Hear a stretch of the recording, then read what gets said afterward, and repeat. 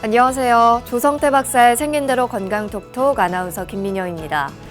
건강을 체크할 때 가장 우선적으로 보는 것이 바로 대변의 상태입니다. 그래서 대변과 소변을 보면 건강이 보인다라는 말도 있는데요. 밥을 먹자마자 화장실을 찾게 되는 비신설이라는 증상을 오늘 생긴 대로 건강 톡톡에서 다뤄봅니다. 몸이 영양분을 섭취하기도 전에 다 배출해버린다면 건강에도 당연히 이상이 생기겠죠. 과연 비신설을 어떻게 치료하고 또 평소에 어떻게 관리해야 하는지 강의를 통해서 자세히 알아보겠습니다. 조성태 한의학 박사님 이 자리로 모십니다.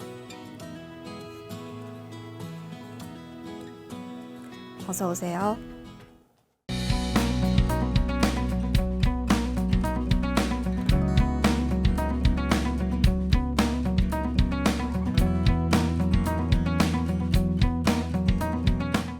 네, 오늘 첫 번째 주제는 밥을 먹자마자 화장실을 찾게 되는 비신설, 이런 주제입니다.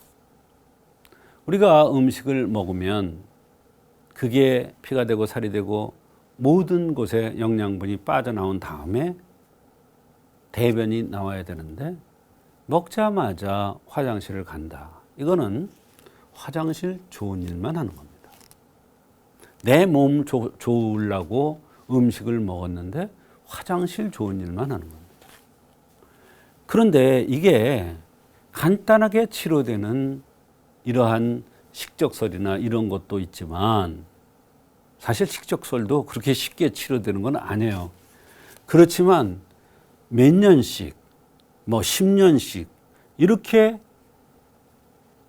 설사가 나와서 고생을 하는 사람들이 있습니다. 이것을 한의학에서는 비신설이라고 합니다. 말하자면 비장과 신장이 연관된 설사라 이런 얘기예요.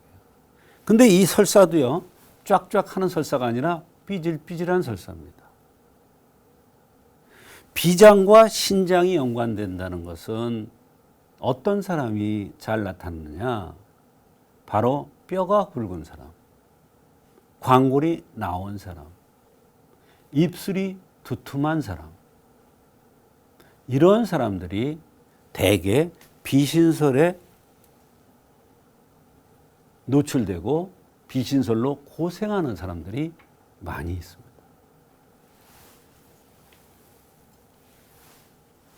비신설이란 밥을 먹자마자 대변이 나오는 비신설은 비와 신이 서로 조화되어야 수곡이 나누어지는데, 말하자면 노폐물과 인체에 필요한 것으로 나눠지는데, 비기는 비록 강해. 비기가 강하면 어떠냐면 잘 먹어요. 그런데 신기가 부족해. 잘 먹었을 때 그거를 내꺼 만드는 힘, 이게 신기예요. 근데 이게 안 된다는 거예요. 그래서 음식을 삼키면 대장에서 대변으로 그대로 나오는 거예요. 심각한 병이에요. 비신설 심각한 병입니다. 막 전신에 털이 다 빠지고 또 어지러워서 견딜 수가 없고 관절이 다 아프고 허리 다리가 아파서 디스크로 오랫동안 고생하고 이런 사람들이 많아요. 비신의 기가 서로 통하게 해서 수곡이 저절로 소화되게 해야 하는 것인데 어떻게 하는지 한번 봅시다. 입술이 유난히 두툼하게 생긴 사람이 입술이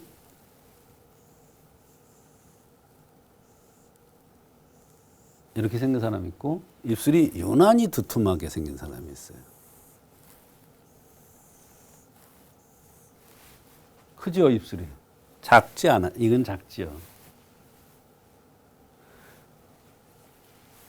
코가 큰 사람이 있고 눈이 큰 사람이 있고 귀가 큰 사람이 있고 입이 큰 사람이 있어요.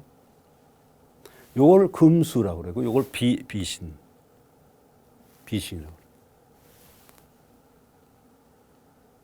간패, 심간, 이런 이치가 있습니다. 그래서 눈이 나쁠 때 간에서 오느냐 화에서 오느냐. 귀가 큰 사람이 왔을 때 금수라고 그랬어요. 호흡기로 오느냐 근본이 약해서 호흡기가 나빠졌느냐. 근본이 나빠서 호흡기가 나빠서 기침을 오랫동안 해요. 이걸 보지 않고 치료가 안 돼요. 입술이 두툼한 사람들이 요거는 비신이라고 그랬어요. 비신. 입술을 되게 비장으로 보잖아요. 두툼하게 생긴 사람. 입술이 두툼한 사람들을 보면 어때요? 구취가 많이 나요. 입안이 잘 얼어요. 욕심이 많아요. 무슨 욕심? 먹는 거에 대한 욕심. 실제로 내 거 만들려는 욕심이 엄청 많습니다. 그러니까 언제나 병이 오는 거예요.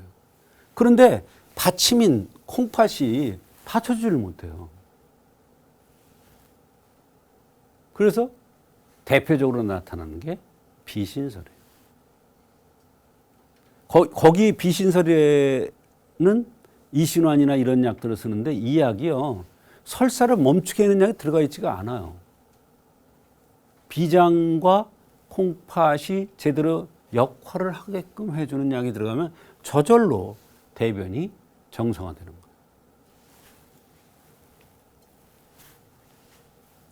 비신설로 생기는 심각한 병들은 어지럼증이에요.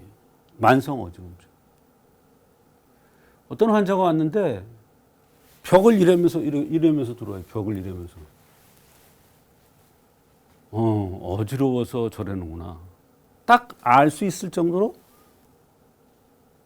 너무 제대로 걷지를 못하는 거예요. 근데 보니까 여성인데 뼈가 굵고 남자같이. 근데 또 입술이 두툼하게 생겼어. 근데 입술만 두툼한 게 아니에요. 입술이 두툼하게 생겼는데 요게 딱 점이 하나 있어. 이건 뭐냐? 의사요. 저기를 봐주시오. 요걸 보고 치료해 주시오. 이런 뜻이에요. 어디에 점이 생긴다. 어디에 혹이 생긴다. 의사가 그걸 보고 치료를 해야 되는데 그 원리를 모르기 때문에 치사됐어. 그러니까 안 낫는 거지. 비신선이 날 리가 없어요. 탈모, 전신의 모든 털이 빠지고 만성 허리 통증, 허리 디스크, 만성 피로와 정력감퇴가 옵니다. 설사를 삐질삐질 할 때는 중요하게 생각하는데요. 탈모가 오고 전신에 털이 빠지면 난리가 난 거예요. 그때는. 호르몬 썩어도 돼요? 안 돼요. 밑으로 새는 거를 막아줘야죠. 허리 디스크 왔어요. 허리에다 침 놓고 뭐 허리에다 뭘 해고 안 나요. 밑에 새는 거 비신설을 막아줘야 돼요. 정력감퇴. 뭐를 먹는다. 웃기는 얘기예요. 새 나가는데 발기가 돼요? 안 되지. 이걸 막아줘야죠. 비신설의 특징은 매일 새벽에 물을 쏟듯이 설사를 하는데 아무리 약을 써도 효과가 없어요. 왜? 치사됐으니까. 비신설을 치료하는 약을 써야 되는데 치사됐어. 안 나. 또 오래되면 살이 여위요. 어디서부터 여위냐? 다리가 빠져요. 세 다리 같이 가늘어져요. 그리고 새벽에 배꼽 아래가 쥐어 짜는 듯이 아파요.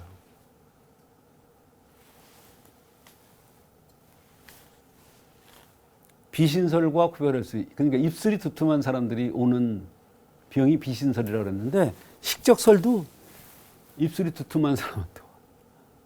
근데 이건 특징이 있어요. 손바닥에 땀이 나요. 손바닥에. 이거는 식적에서 온 거구나. 그리고 대변의 냄새가 아주 시큼하면서 썩는 냄새같이 이상한 구린내가 아주 심하게 나요. 역하게 나는. 그게 식적설의 특징이에요. 비신설은 안 그래요. 담설이라는 건 눈 밑에 다크서클 있는 거, 부설이라는 건 오래된 설사. 이것도 왜냐면 비신설도 안 치료되니까 구설하고 구별을 해야 되죠. 이게 구별이 어려워요. 구설인지 비신설인지. 비설이라는 게 있고 위설이라는 게 있고 대장설이라는 게 있어요. 이걸 구별을 해야 돼요. 이렇게 밥을 먹자마자 화장실을 찾게 되는 비신설은 치료가 쉽지가 않습니다. 오랫동안 고생을 하면서 문제의 심각성은 전신의 여러 가지 증상들, 심각한 증상들이 나타나기 때문에 반드시 한방적으로 치료를 해야 됩니다.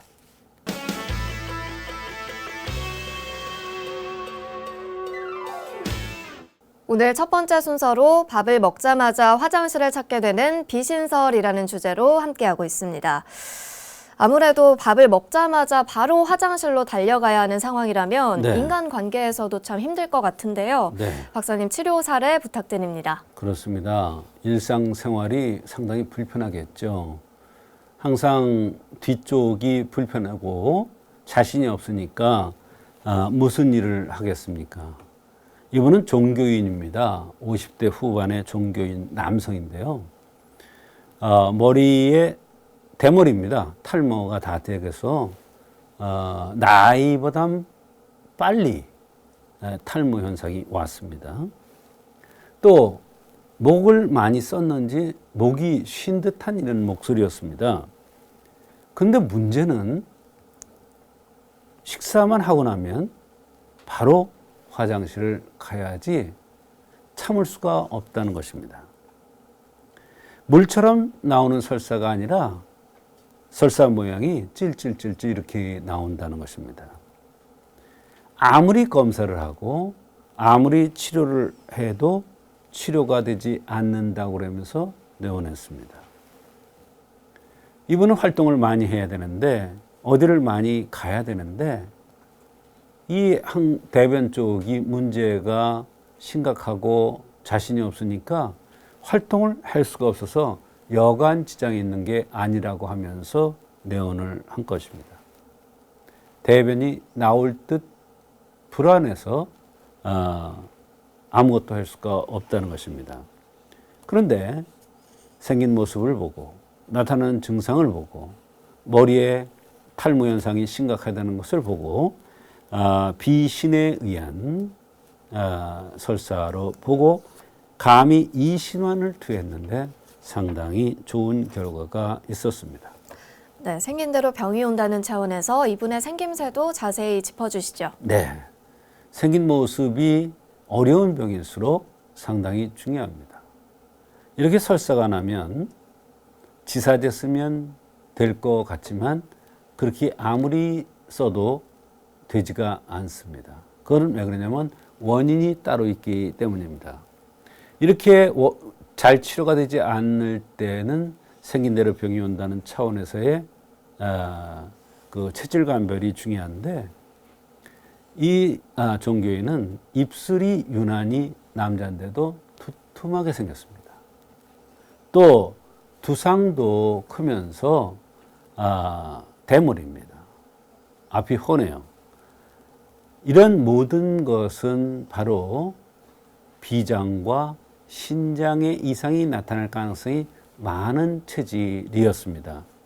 그래서 비신설로 보고 치료를 한 것입니다. 네, 이 환자가 불편해했던 증상을 자세히 설명해 주시죠. 네, 뭐만 들면 바로 화장실을 가야 되고 물처럼 쫙쫙 나오는 것이 아니라 삐질삐질 이렇게 모양이 나온다는 것입니다. 너무 급하게 식사를 하는데 평소에도 이분은 이 식사를 너무 급하게 하는 사람들이 이런 병들이 올 가능성이 참 많습니다. 또 목소리를 많이 써서 그런지 몰라도 목이 쉰 듯한 목소리였고 허리가 자주 아프다고 했습니다. 네, 과연 이 환자를 어떻게 치료를 해주신 건지 치료 원리도 궁금한데요. 네, 목소리가 쉬었고 모발이 아직 나이가 이른 나이인데도 많이 빠졌고 허리가 자주 아프다는 점, 또 식사를 빨리 급하게 한다는 점, 이런 것을 볼 때 비장은 실하고 신장 기운이 약한 것에 의한 설사로 보아서 감히 이신환을 투여한 것입니다. 네, 치료 결과는 어땠습니까? 우선 중요한 것은 피로가 덜하고 또 허리 아픈 게 덜하면서 목소리가 항상 쉰 듯했는데 이게 좋아지고 대변 상태도 형태를 갖추고 아주 좋아졌다고 하면서 신기하다고 했습니다. 더군다나 많은 사람을 만나야 되는데 만날 때마다 얼굴에 화색이 좋아졌다는 소리를 들어서 너무나 기분이 좋다는 것입니다. 네, 이런 증상의 환자들은 평소에 어떤 점을 지키면 좋을지 주의사항도 말씀해 주실까요? 네, 이렇게 빨리 드는 사람들, 이것은 고쳐야 됩니다. 식사를 천천히 하면서 타액과 섞어서 완전히 이렇게 흡수가 되기 직전까지 만들어 준 다음에 천천히 넘겨야지 됩니다. 또 그 저녁을 가능하면 적게 들어야 됩니다. 그런데 종교인의 특성상 본인은 가정에 많이 가야 되기 때문에 저녁에 많이 들 수밖에 없다는 것입니다. 그 밖에 설사, 목소리가 안 좋은 거, 허리 아픈 것들이 공통분모가 되어서 처방이 나온 것인데요. 이분한테는 설사를 먹게 하는 약을 많이 들었지만 효과가 없었습니다. 당연하죠. 이거는 권양설사가 아니라 비장과 신장이 제 역할을 하지 못해서 오는 그러한 설사이기 때문에 그런 원리를 생각하지 않고 치료를 하면은 절대로 나을 수가 없습니다. 더군다나 이런 사람의 경우에는 찬 거, 날 거, 또 회 종류 이런 것을 가능하면 적게 들어야 됩니다. 왜? 숙성시키는 힘이 없어서 온 병이기 때문에 더 심해집니다. 병이. 식후에 바로 놓으면 절대로 안 되겠습니다. 이상의 사항을 지키면서 한방적인 치료를 하면 얼마든지 이런 경우 잘 치료될 수가 있는 것입니다.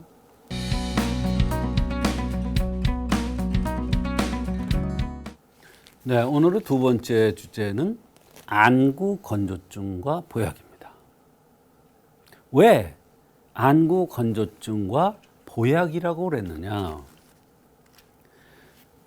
보약을 써보니까 진액이 채워져서 안구가 불편하고 뻑뻑하고 그러던 게 치료되더라 이런 얘기예요. 근데 이 안구 건조증이 정말 치료가 어려운 게 사실입니다. 제가 그 전에 기억이 나는데 스트레스에 의해서 안구 건조증이 온 경우를 말씀드린 적이 있어요. 근데 그 여성은 안구 건조증 때문에 왔는데 보니까 이쁘게 생겼더라고요. 이쁘게 생겼다는 것은 뭐냐면 갸름한 것 같으면서 여기 턱에 각이 졌어. 그러면서 코가 오똑하게 생겼어요. 그러니까 현대판 미인으로 생겼어요. 근데 결혼을 했는데 안 맞아. 그래서 이혼을 했는데 합의 이혼을 했는데 계속 이 남자가 스토커처럼 따라다니면서 괴롭히는 거예요. 일을 못하게. 그래서 심기울체가 돼서 안구 건조증이 온 것을 제가 말씀드린 적이 있어요. 오늘은 보약을 썼더니 안구 건조증이 치료되더라. 이런 경우도 있다는 것을 말씀드리려고 이렇게 제목을 정했습니다. 안구 건조증이라는 것은 눈물의 생산 배출 증발의 불균형으로 눈물 성분의 이상 및 만성적인 눈의 자극으로 인해서 염증이 생기고 안구 표면이 건조증이 유발돼서 일상생활을 할 수 없을 정도로 불편을 느끼는 것을 안구 건조증이라고 합니다. 그런데 사실 안구 건조증 있으면 뭐를 넣는다 이렇게 합니다만 그때는 불편한 게 가라앉으나 금방 또 그렇고 이런 것이 특징입니다. 그런데 한의학에서는 보약이라는 차원에서 몸을 도와주는 치료를 하니까 이게 나은 경우가 있더라. 이런 얘기예요. 안구 건조증의 한의학적인 원인은 울화입니다. 울화. 화가 쌓인 거예요.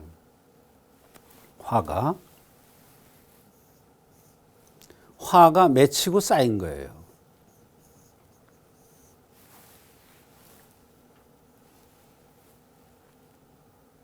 왜 화가 맺히고 쌓였을까요? 여성이 많을까요? 남성이 많을까요? 여성이 많겠죠. 아무래도 여성이 많습니다. 아까 제가 심기울체라고 그랬어요. 심기울체.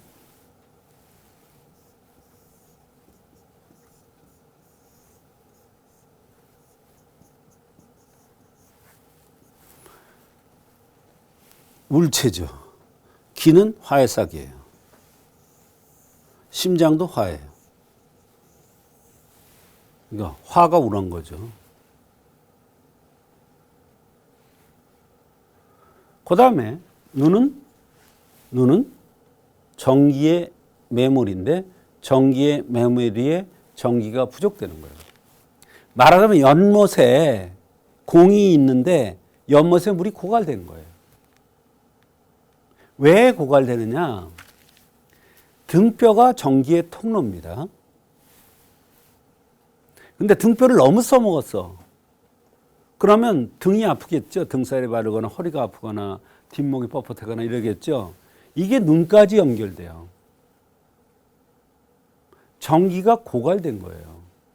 일을 많이 했거나 성생활을 자기 능력에 벗어나게 했거나 그래서 성생활을 하고 나면 눈이 충혈됩니다. 전기가 부족되는 게 그런 얘기입니다. 그 다음에 풍열에 의해서, 자, 여기 병은 풍열에 의해서 병이 오고, 여기 병은 담열에서 병이 오고, 이 아랫병은 한습에서 병이 온다는 한의학의 대원칙이 있습니다. 이게 풍열에 의해서 병이 오는데,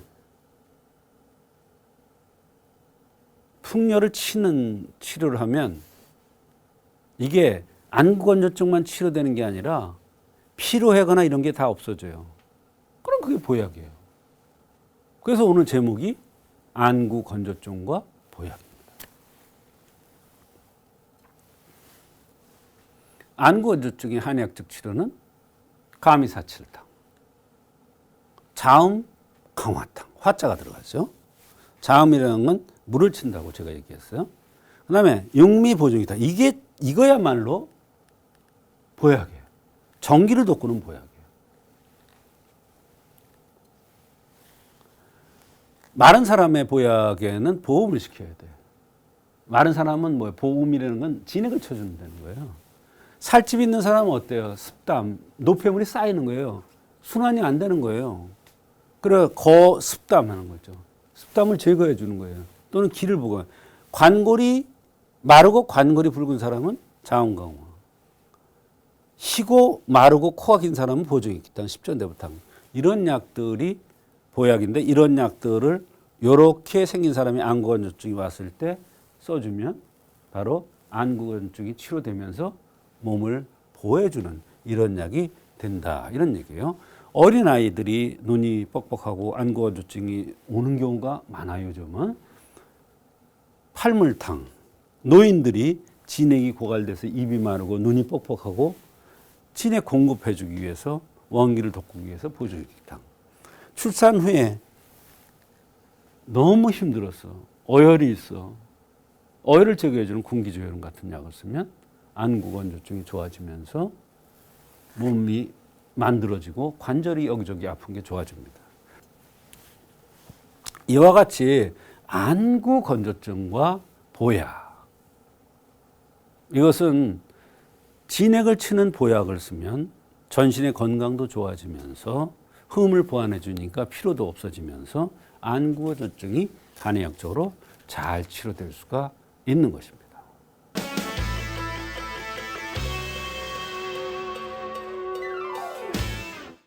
오늘 박사님의 두 번째 강의 주제는 안구 건조증과 보약이었습니다. 박사님, 오랜 기간 안구 건조증으로 좀 고생을 하시다가 내원하신 분이 있다고 들었습니다. 네, 30대 후반의 남성입니다. 아직 젊은 나이인데도 안구 건조증 때문에 고생을 많이 했더라고요. 그런데 생긴 모습을 보고 그 흠을 보완해주는 강활 승습탕이라는 약을 투여했는데 좋아진 경우가 있어서 소개를 합니다. 근데 이 약은 엄격히 얘기하면 보약이라기보다도 흠을 보호해서 몸 상태가 좋아지니까 보약의 역할을 한 것이고 그것으로 안구 건조증이 치료되면서 몸이 가벼워지니까 보약의 범주에 넣었고 이것이 바로 이것에 의해서 몸도 좋아지면서 안구 건조증이 치료된 것입니다. 네, 우선 환자의 생김새부터 알아보면 좋겠는데요. 네, 두상이 크고 목이 짧으면서 목이 굵습니다. 얼굴이 넓고 얼굴이 부택적했습니다. 얼굴이 부은 듯 푸석푸석한 듯 붉다는 거예요. 얼굴이 넓다는 것은 습체입니다. 습에 의해서 여러 가지 병들이 나타날 수가 있죠. 습에 의해서 병들이 나타나는 것은 어때요? 살이 물렁물렁하면서 살이 자꾸 쪄요. 그것뿐만 아니라 이렇게 안구 건조증 같은 이러한 증상이 나타나면서 자꾸 쉽게 피로를 느끼고 누울 자리만 보인다. 이런 사람들이 바로 습체에 해당됩니다. 네, 안구 건조증 외에도 그 밖에 불편해했던 증상들이 있었을까요? 네, 다양한 증상들이 있었습니다.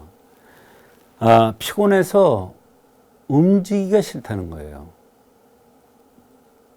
습에 손상되고 습이 많이 채여 있으니까 피곤할 수밖에 없죠. 또 몸이 무거우니까 움직이기 싫은 거예요. 뒷목이 항상 뻣뻣하고 불편하다. 이랬습니다. 이 뒷목은 습에 해당되고 앞목은 화에 해당됩니다. 그래서 화에 의해서 오는 병은 목구멍 앞쪽이 아프고 습에 의해서 손상되면 뒷목이 뻣뻣하면서 견딜 수가 없어요. 그러니까 몸이 무겁고 피곤하고 짜증스러울 수밖에 없습니다. 더군다나 이것에 의해서 그런지 몰라도 안구 건조증이 오래되었다는 것입니다. 수술도 하였으나 여전히 눈이 매우 불편하다고 했습니다. 과민성 대장증후군으로 설사를 잘하기도 한답니다. 손바닥에 땀이 나고요. 편두통이 있어서 이것 때문에 고생도 한다고 했습니다. 네, 이 환자를 어떻게 치료해 주셨는지도 궁금합니다. 우선 생긴 모습이 굉장히 중요합니다. 얼굴이 넓적하면서 부택적하게 생겼으므로 또 목이 짧고 굵고 이런 형상이므로 또 과민성 대장증후군이 있기 때문에 허하고 차서 나타나는 허한증으로 보고 강활 승습탕을 투여한 것입니다. 치료 결과는 어땠습니까? 네, 한제 20첩을 제공했는데 복용한 결과 소화도 좋아지고 피곤한 것도 많이 없어지고 몸도 가벼워지고 편두통 때문에 고생했었는데 이런 것도 좋아지면서 눈이 그렇게 불편하던 안구 건조증이 좋아졌다고 하였습니다. 총 5제를 투여한 후에 거의 마무리가 되어서 치료를 종료한 적이 있습니다. 그런데요, 박사님, 아까 설명해 주셨던 강활 승습탕이 안구 건조증에 좋은 한약인가요? 사실 전혀 상관이 없는 약이라고 해도 과언이 아닙니다.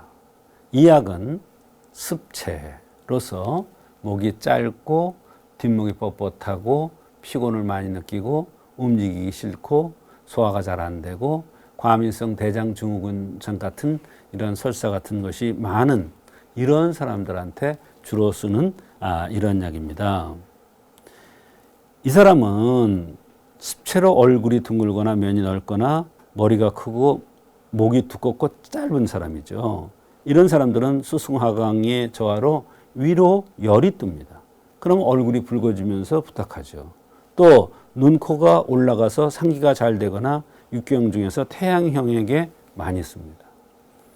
태양형은 기가 소기에 부족하기 때문에 하원이 허랭해지기가 쉽죠. 또 목이라는 것은 인신의 우두머리입니다.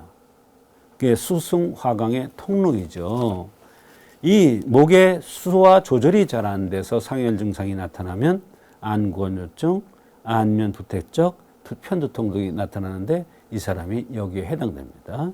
정신적으로 예민해서 위로는 상열이 되고 아래로는 과민성 대장 증상들이 나타나는 경우에 이 강활성 습탕을 써서 굉장히 좋은 효과를 봅니다.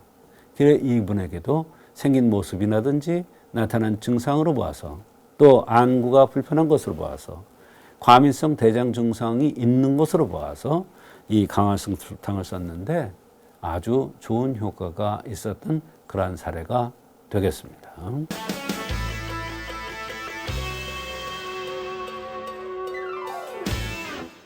이번 순서는 조성태 박사의 백세건강 한방톡톡 시간입니다.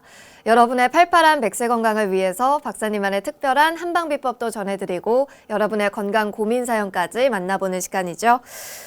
오늘은 구리에서 이현주님께서 고민 사연 보내주셨습니다. 어떤 사연인지 함께 만나볼까요? 안녕하세요. 저는 60대 여성입니다. 건강상 큰 고민이 있어서 박사님을 찾게 됐습니다.